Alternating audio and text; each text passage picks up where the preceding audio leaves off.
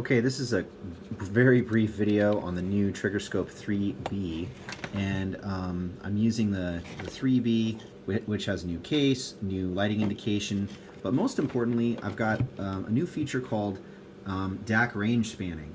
So what this does is, if we have a DAC output, in the past, we'd have to choose, okay, I've got a DAC output and I want 0 to 5 volts. Great, but what if my device that I need to control needs a 0 to 10 volt range, and then you have to either build an op amp or get a different product. Now, I was able to hard code these, or I should say, channel select these using jumpers on the previous versions of the Triggerscope, but what I've released now is an ability to do this using software commands. So I'm really excited about this. It's kind of a neat trick.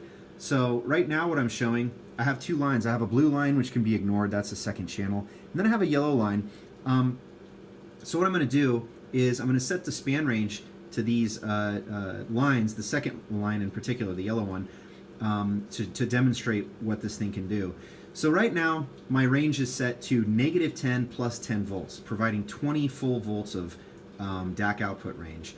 And so if I were to drive DAC number 2, let's say, to mid-level, I'll say DAC 2, go ahead and drive them to something like 32,000. And so what happens is the DAC 2 line will jump up and it'll parallel our second line, which is turned off. Now, if I then drive DAC 2 all the way to the top of its range, it'll range out at the top of the screen, which is 10 volts. Well, that's great.